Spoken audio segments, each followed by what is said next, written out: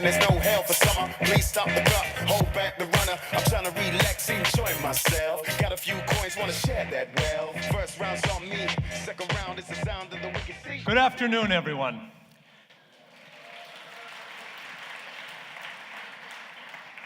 So I am your last step before coffee. So hopefully we can make this somewhat interesting. Most security people who are involved in public safety and your security stay inside the smoke and behind the smoke instead of coming out. Because it is very important that we keep some of the techniques and some of the ideas behind what people know. So I want to talk to you today about security, privacy, and some things to consider. My goal is, before we're done today, to have you think a little bit differently, to think about how you do things. I want to use my predecessor as an example. He was running short on time, and because he was running short on time, he skipped over the security part. Right? Unfortunately, that is very true, that most people skip over the security part, especially in product development, because the first thing we need to do is make it work. Then we need to make it work well, we need to make it work fast, and then if we have time, we worry about security. Well, what happens when we do that? We can get some charts. Come.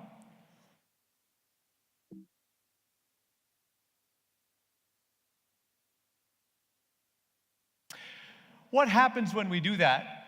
Very often there are very bad outcomes. So first of all, we think about, I want to bring to your attention government entities. So governments, good governments, are responsible to protect and to serve, first and foremost. And they need to balance security, balance our own safety, and be able to stop bad things from happening. How do we do this? By also preserving our own personal privacy. There's always great concerns about privacy. With a show of hands, first I'll ask you, and then I'll talk more about it, how many of you would consider giving up some of your personal privacy to have better safety? To give up some of your personal privacy for better safety? I see only a few hands, which is what I expected. How many of you would say, I refuse to give up any of my privacy to the government for safety purposes? And some people are still deciding whether or not they should or they should not. Well, I want to bring your attention to a few things that have happened in the past, and there's many that happen every day. Some we hear about, some we do not. A few years ago, there was an agency, we believe it's happened somewhere in the Far East, where literally millions of records of confidential nature about personnel in the US government were stolen. And they ended up on some desks in areas in the Far East. Recently, you may have heard about, in the last week, about the Equifax breach. And millions of records of people are somewhere outside of the control of Equifax. I thought it was rather interesting that the executives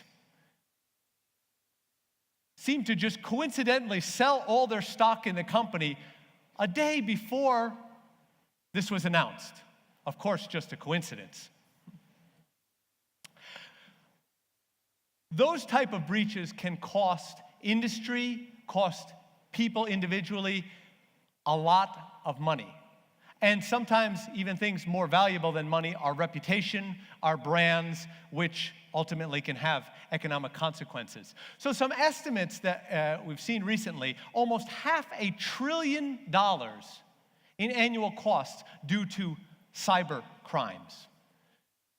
The average number of cyber attacks that happen on an organization in a week. So globally, and these are the ones that we know about, the average number of attacks that go undetected. I would venture a guess, well, first of all, by the show of hands, how many people have been hacked in some way and found out that they've been hacked? How many people, and this is a question you don't need to respond to, have been attacked and don't realize they've been attacked. Of course, you can't answer it if you don't realize you've been attacked. Probably more than half of you have been attacked in some way and don't even realize it. You don't realize that your data has been compromised in some way. So the average cost for one of these cyber attacks to an organization, $11 million. So we don't think very often, even in my job, when we have the responsibility of confidential information, about information on intellectual property of something we may be working on, possibly some ideas for a startup. The compromise of those and other people getting their hands on it could have great financial consequences. So a lot to consider about the potential threats and losses here. If we look at some high-level history, in the early times of these threats, it was mainly for a nuisance, someone wanting to destroy a hard drive, a young person maybe seeing, what can they do? Can they exploit a breach in an operating system? Can they exploit something and see what happens? Then some notoriety. Obviously, people want to be in the news and have their name heard in some ways. And moving to monetary gain, it has been estimated that the global cost to the economy for cyber crimes exceeds the international drug trade by almost 4 times.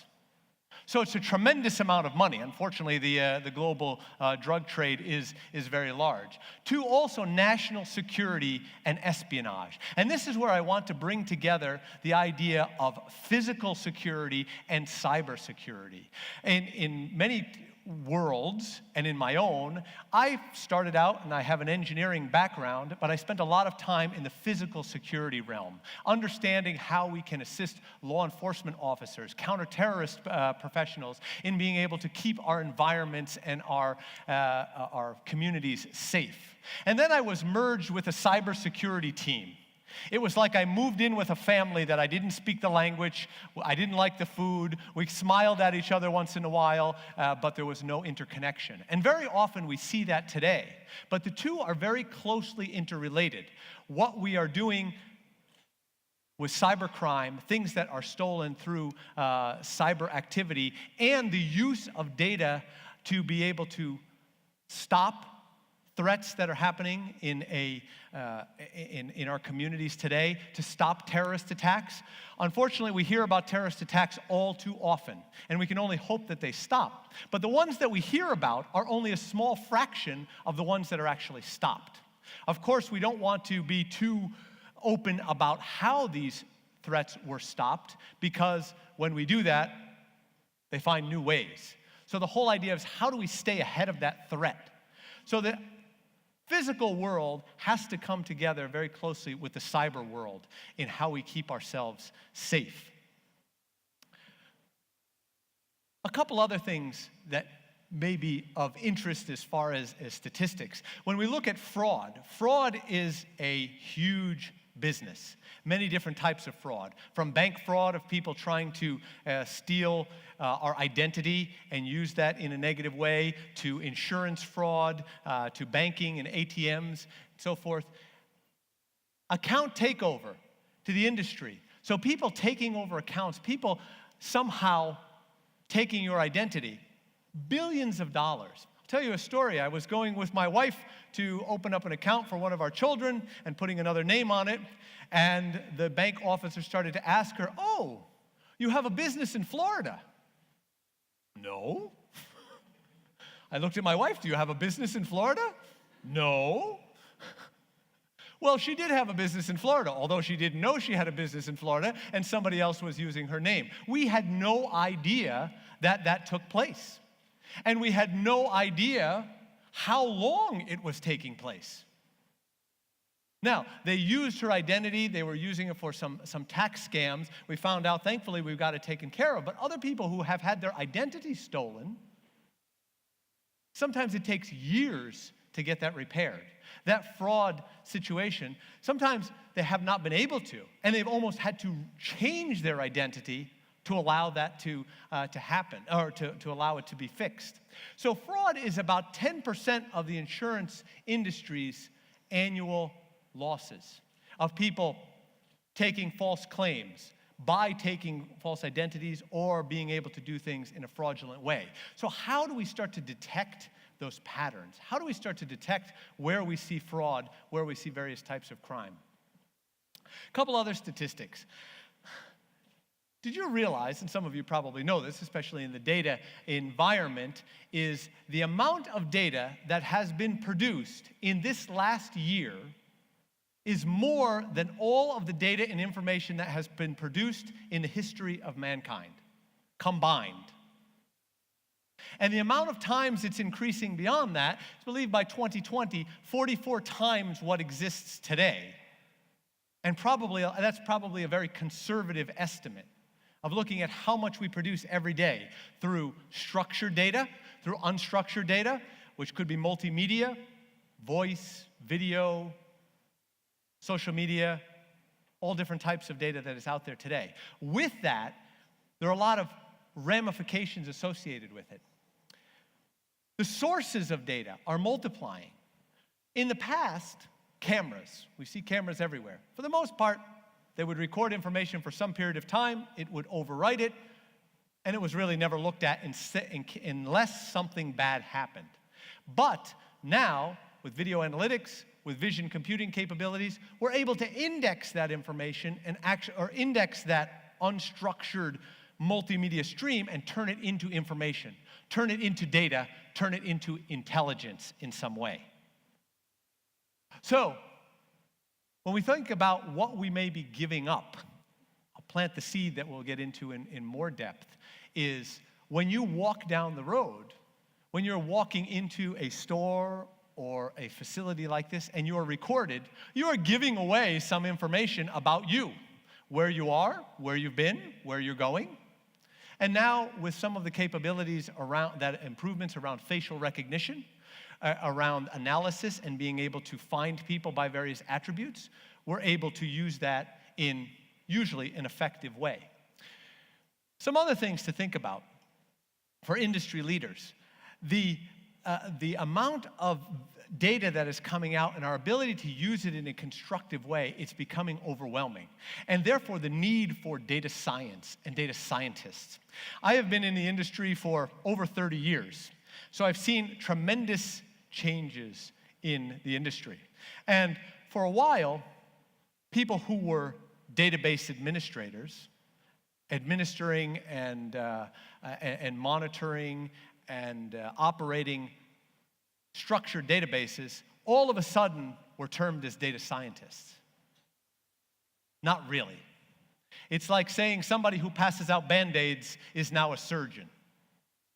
There's a big difference between the two. And the amount of data and the sources that are coming up, we need to be able to use those in a very effective way. But the performance gap is widening.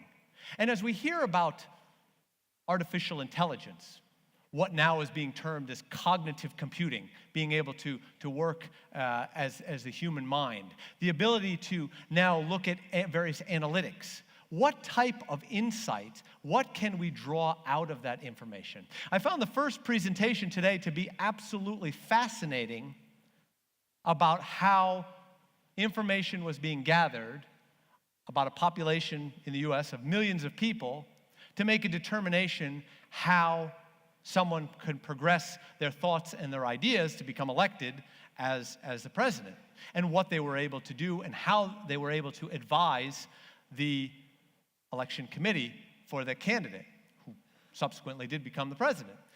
So there are many things that we can draw, many insights, and with that there is a lot of risk. So it's balancing between the two. I also want to focus, I said, about the physical side. More and more people are moving into a city environment, which is also putting higher risks in those environments, making those areas higher value targets for people who want to cause harm, either because of terrorist activity, because of criminal activity. So if you look at some of the largest cities in the world and how they've grown over the years, more and more of our population is moving from an urban environment or suburban environment into these urban areas. So it's causing more stress and more potential threats. And here's again where we see that bridge between the cyber world and the physical world coming much closer together. 3 key things to think about, the 3 V's as I call them. V1, V2, V3. Volume.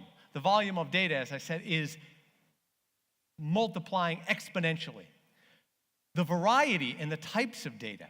So as we are getting more complex analytics, more different types of multimedia data that we're now able to call out information, the variety and the different types of unstructured data is increasing. And then, of course, the velocity, the data flow, and how quickly can we make decisions based on what we're finding. Oh, go back for a minute.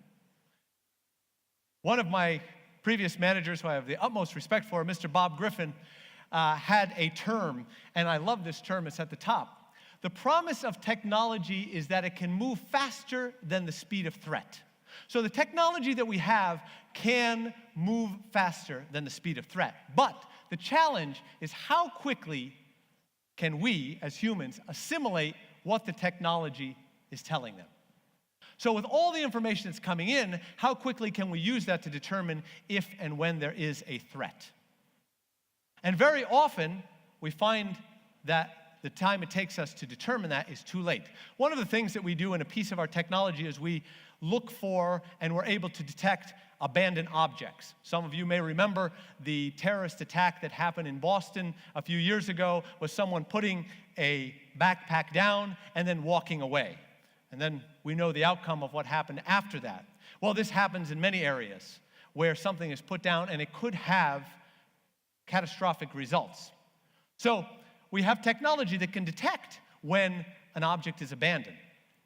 But think about that. If I detect when that object was abandoned, if it was intended to explode, it probably will explode before I can do something about it. So many of these things are planned. How can we detect the planning? A few years ago, there was a bombing and thankfully no one was hurt. They actually detected it ahead of time, where something was left behind in Times Square. And they determined that it had malicious intent because they were able to detect it in the planning stages. So our ability to take all this data and to be able to watch the patterns and the trends and look for anomalies from a cyber perspective in the data and the activity of data, and look for anomalies in the physical world around us. What is something that is abnormal? Just from a human mindset, I tell my children, if you see somebody put a backpack down in a crowded environment and walk away, it's not a natural thing. You should move away from there very quickly. And sometimes our minds aren't trained for those kinds of things. I have the opportunity and the curse to work with some of the most paranoid people on the face of the earth. And when I talk to them, now when I go somewhere, I look around and I say, somebody could drive a truck through that area. Here's a security breach. Here is someone who went through a security structure in an airport who had a badge on. Geez, I can make one of those badges probably in a couple hours, maybe less, with Google Images. And yet, oh, they're a known crew member. They are? How do we know that that known crew member was not compromised by somebody who threatened their family and said to bring something through that security? All of these type of breaches, we start to get our minds trained. Now we need to train the technology to also think in a similar way. So the volume of data, the variety of data, and the velocity of data that is coming in are causing potentially more threats, but also giving us more ability and more capabilities to detect those threats before they actually occur. But, as we said, very often the security aspects are left behind.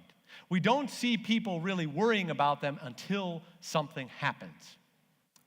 And then they're starting to train themselves for it. I'll give you an example of something that happened. As I mentioned, the abandoned bag detection. One of the examples of what we have. I was going onto a train headed into New York City, and there was a small suitcase on seats and no one sitting next to it, in front of it, or around it.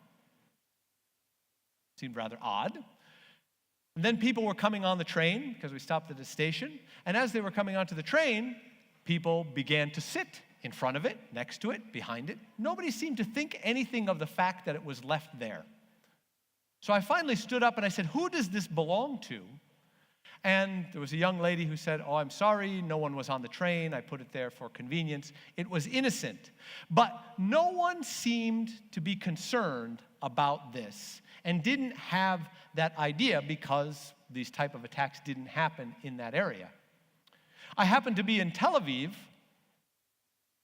a little bit before that, and I was talking about this detection of abandoned objects, and the Israeli police had said, "Oh, don't need that."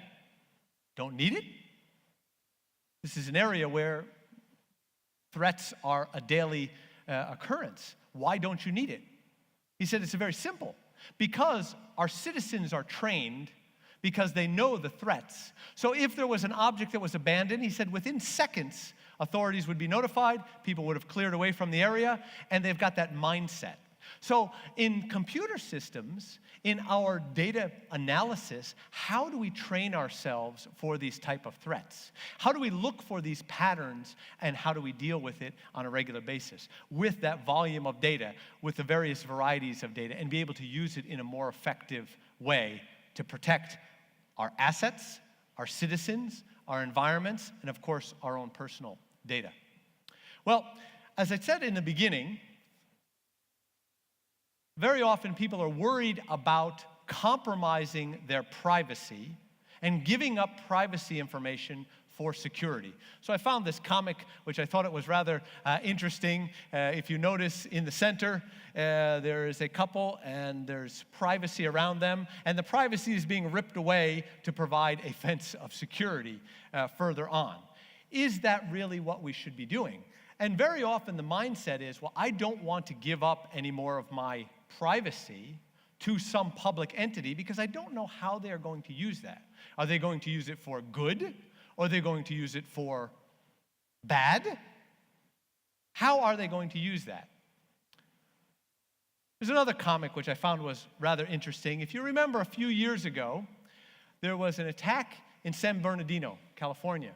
And the two attackers happened to be killed during the attack. Unfortunately, they took innocent lives in the process.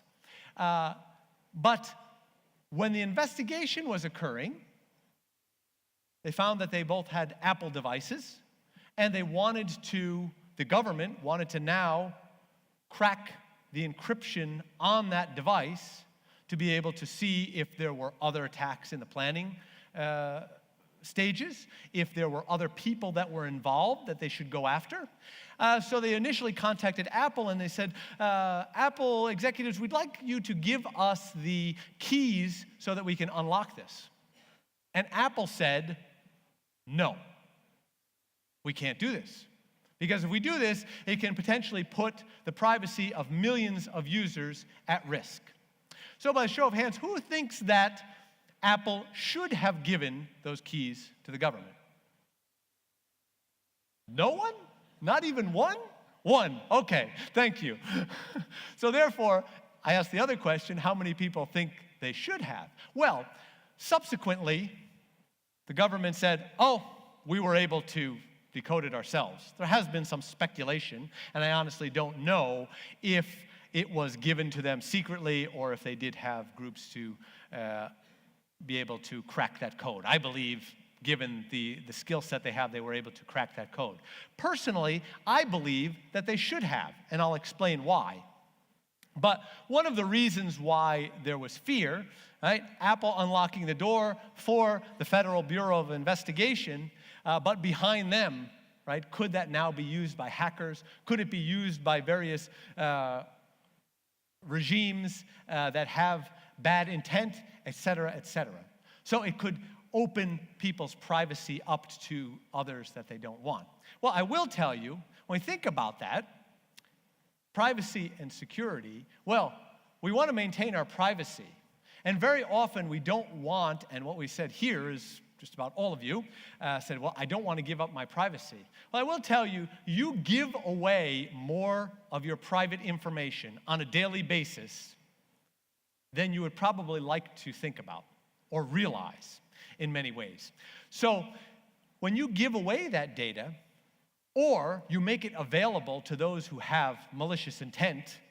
My wife did not give away her identity information to some group to create a corporation in another part of the country. It was stolen. By not giving it to the government or by putting those privacy laws in place, very often we prohibit those authorities, those public authorities, from using that data to protect us. But obviously, criminals are not going to abide by those laws. Others can gain access to it. So I may lock the door on a public official who is now legally unable to use that information for good, but yet I'm not locking the doors for someone who could use it for bad intents. So all these things that we do on a daily basis, social media posts, browsing history. We all have used browsers. I've heard it said, and I believe it to be true, that Google, probably Yahoo as well, but Google more so, is one of the most powerful entities in the world. Why? Why? Has anybody used Google before? Just a few of you. Okay. Free Google email. I have one for my work, and I also have a Google email. Oh, it's free, so we sign up. It's not free. It's free because to us it may be free, but it's providing value to them. So we are paying by making our data available. Another funny story, a colleague of mine happened to be having some arguments with his wife, and they got to the point where they weren't even talking to each other, but they were communicating via email. And they were communicating Google Gmail account to Google Gmail account, and all of a sudden he started getting these advertisements for lawyers, for divorce mediation, for other ways to split your assets. Just a coincidence, of course. Because they're using that data to decide how to market to you. And they could be using that data for many other reasons. What if somebody who has access to all of that information now decides maybe to harm Google, or maybe to use it for monetary gain and take it out of the company? One U.S. citizen who is now locked away in your neighbors over to the north and east is there because he took a lot of confidential information and then made it public. And some of you may have seen the movie that turned him into a hero, that he was exposing all of this data that the government was keeping secret. He put a lot of people's lives at risk and maybe caused the loss of some life, but because of the type of individuals, you don't hear about that very much. So here's someone who is taking that information and out of the company. So even that, patterns of all of us maybe having access to confidential information, what do we do with it? So the security side of it, criminal investigators. The U.S. has some of the most stringent laws in the world to protect criminal information. We joke when we talk to law enforcement agencies that we protect the guilty. So these are people who have been convicted of crimes, and that data is very well protected, but used for security purposes. How do we detect possible threats on citizens? How do we detect fraud and those patterns? Well, some of it is by giving away some of that privacy information or using that private information to protect those people and those assets. But you have to think about, am I trading some of that privacy for security? There was another example, and some of you I was talking about at coffee time, I told about this. I was in a presentation that happened to be part of my team. They were demonstrating some of our technology to law enforcement about being able to track tweets and the interaction of people who were following other people and so forth. And at that time, there happened to be the chief of police for the city of Atlanta. So they asked him to come up, and they said, give us some slang words that are used for drug activity. So he did, and they started to do some quick analysis. And they were able to find people who were using those words in that real time, and who was being followed by them. And by doing some analysis after about 10 minutes, they made a determination that a major drug deal was going to happen in an area of downtown Atlanta. The police chief picked up his phone, he called some of his commanders, and he sent out squads, and they made a major drug arrest based on public information. Thank God all the criminals aren't that bright. But many of them probably thought, how could they analyze that amount of data? This is free, open data. Each and every one of you can go online. There's something called TAC Tweet, and you can do this yourself. You can look at groups that are talking to each other, the various words. You can search on various words and monitor words that are being exchanged and do analysis with this that's open on the environment to everyone.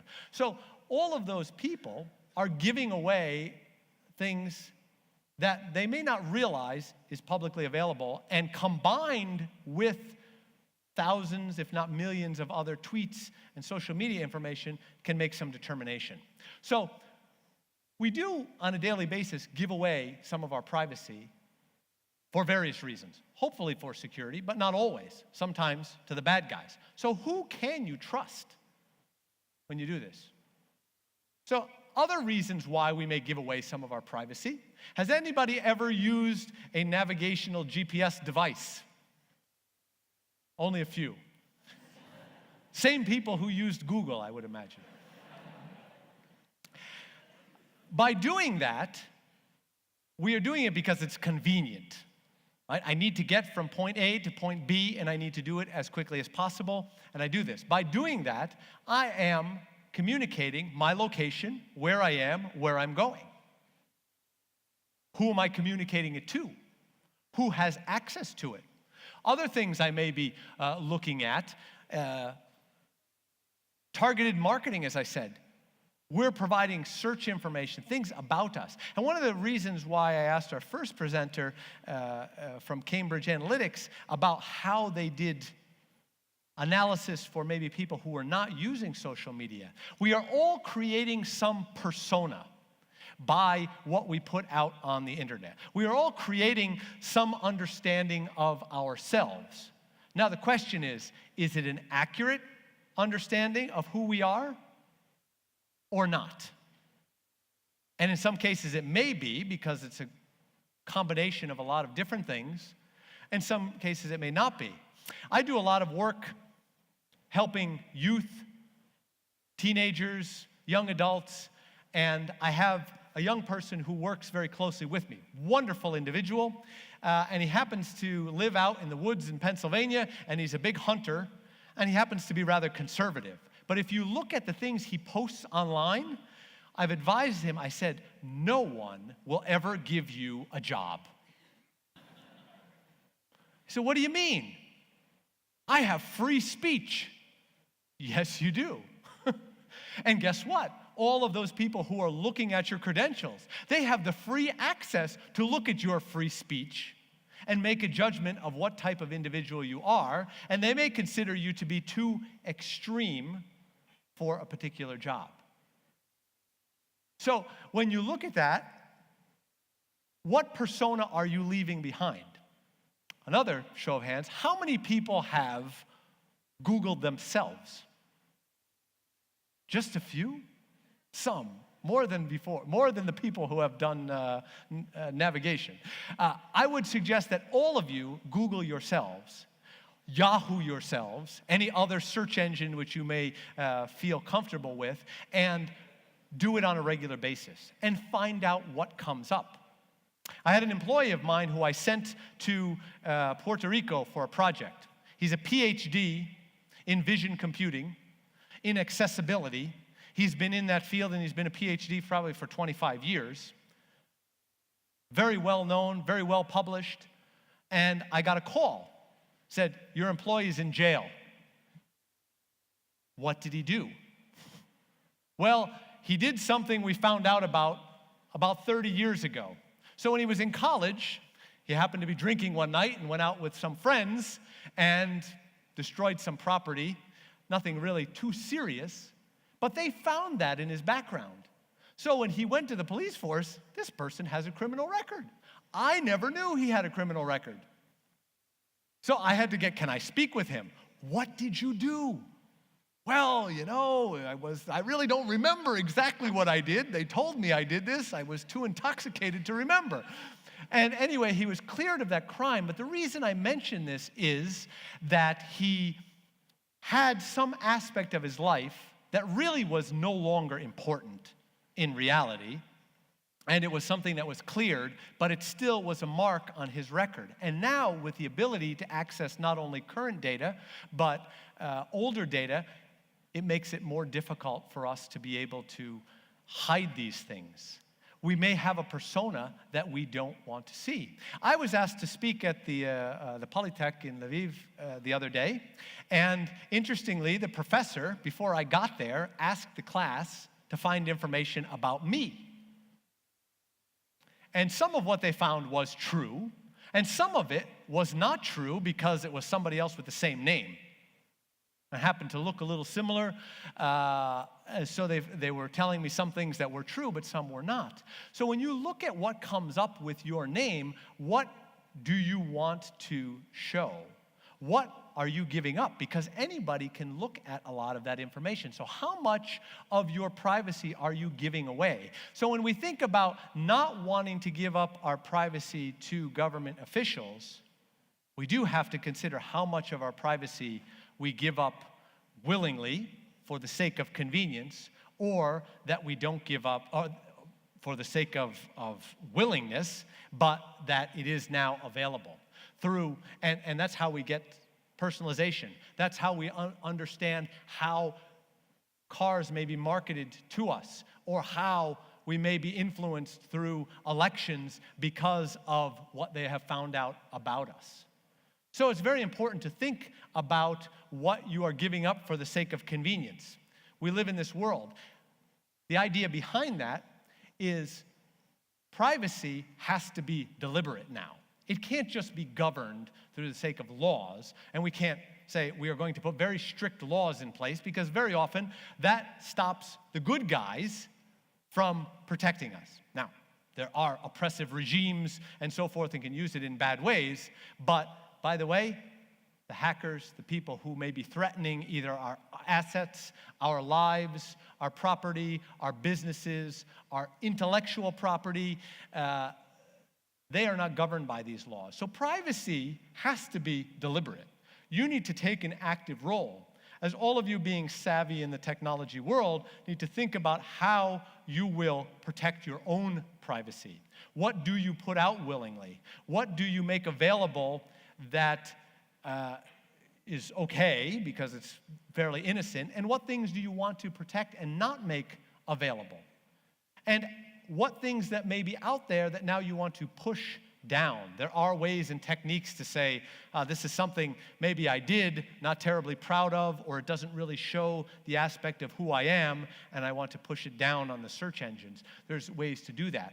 But when we think about this, we also need to think about who are these bad actors? Who are these individuals who may be gaining access to this information?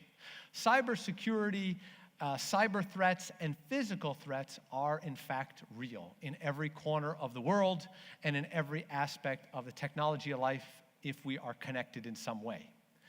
When you start to look at this, sometimes you will say, okay, I want to cut off all wires. That's why in some very, very secure areas, I've been in situations where I cannot bring in a phone, I cannot bring in a laptop. Everything that has any ability to connect to the outside world has to be left behind when you enter so that nothing can be taken out. And who I referred to earlier as Mr. Snowden, this person that is, what he did would probably be very difficult to do today. Because think about this, here's someone who had access to confidential information, confidential records, and he had a certain pattern of what he was doing. Now, all of a sudden, that pattern changed by him doing a download of massive amounts of information, which is something that's not natural.